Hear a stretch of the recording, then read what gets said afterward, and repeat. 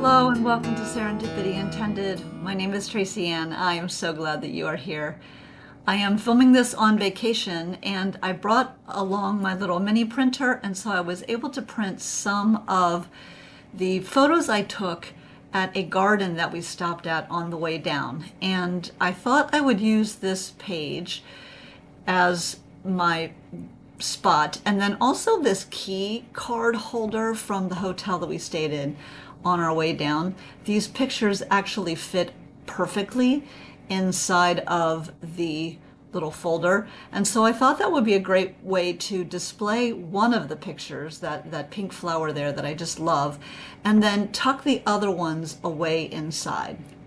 Now the photo isn't quite large enough to cover the entire front edge.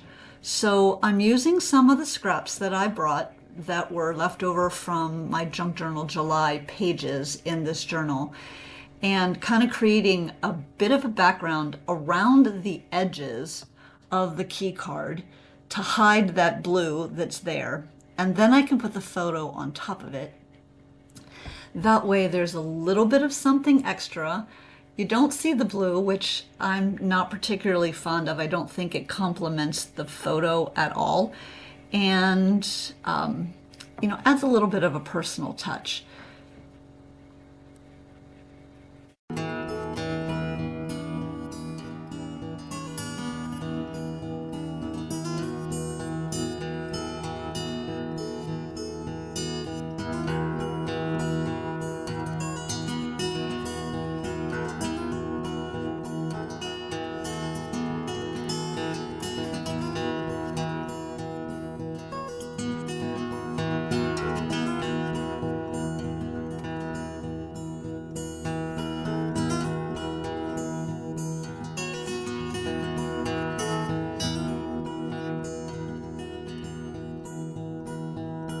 All right, so with that little pocket folder complete, I definitely want to create a title. And then I also want to do a little bit of collaging around the side, and then ultimately have a little place to do at least a small amount of journaling. So I brought this card with me, this tag with me, and it's a perfect size. I love the shape of the end, the sort of scalloped shape. So I thought that would be cute. It reminds me a little bit of the scallopy edges of the flower. I had gone through and I definitely edged it with my favorite vintage photo. And then I decided to use the small letter stamps that I brought to create the title at the garden. And then used my Micron to add a little bit of hand doodling on the tag just to personalize it a little bit more, and also to, I guess, give it that doodle feel. And I also feel like a little bit of a boho look. And I decided that this would be a great place to incorporate my very most favorite stamp. And you notice I'm going off the edge, so I have that little piece of Post-it note behind it so that I can stamp the edges and not get the rest of the stamp on the surface. I'm not working in my studio, and this is a rental, and so I needed to be careful. I also noticed at this point that I stamped backwards. I had wanted the string part of the tab to go on the outside part of the page, and I messed up. So, it is what it is. I decided too that I would place this tag so that it hung over the book page part of the background page, and so that meant it would be visible from the other side. So I put a piece of paper on the back to hide the tag, and I was originally going to trim it off and then decided I sort of liked the little jaggedy edge and I left it on. It was not something that I had planned on doing. Now, I'm not ready to glue that folder down yet because I don't really know what else I want to do. So I've just clipped it in place so that I can play with placement of everything else and not have to fight with that folder. before I started, I grabbed some bits that I thought I might use, that I thought might be interesting or fun on the page. And so I'm just kind of auditioning them on the page, trying to decide where I might want to put them so that I have a little bit of a look on the page. And the ones that I've decided I'm definitely going to use, I went back in and used that same vintage photo to edge the pieces that I'm including. It's a nice sort of low-key way to help all of your elements kind of fit together on the page. That little butterfly sticker that's down in the lower left is a very translucent sticker, which I love because it'll let the book page come through. And then that little snippet that I added next to the photos is from a masterboard that I made. It was a little bit of a remnant that I had stuck in my stash. So there's a little bit of interest in texture at the top of it, and then a tiny place to do some journaling. And if I decide that I want to do more journaling, I always can do that on the inside cover of my little picture folder, or even create another journaling card to add inside of that folder as well. So then just kind of fidgeting with the placement.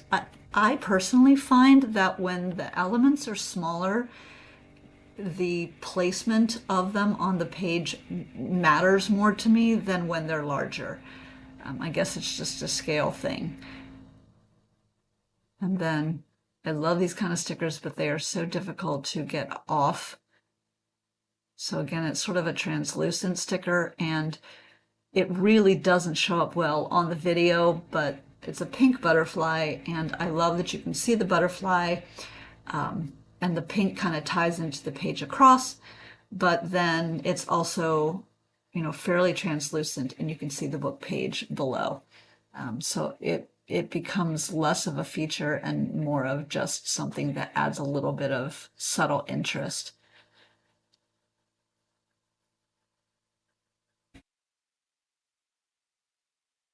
All in all, I'm happy with the way this page turned out, and I really just want to point out that it doesn't need to be complicated or involving a lot of techniques or fancy supplies.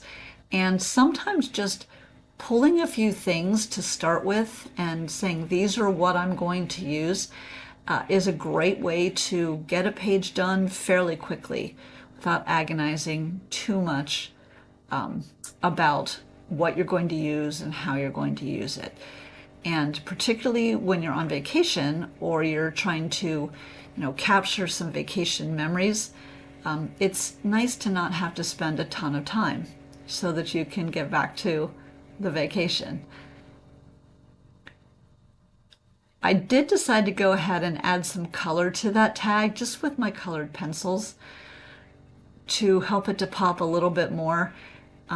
I waited until the ink was dry to do that, and then checking to make sure that I had it where I wanted, and then also add a little bit of glue in that corner that I think I probably missed.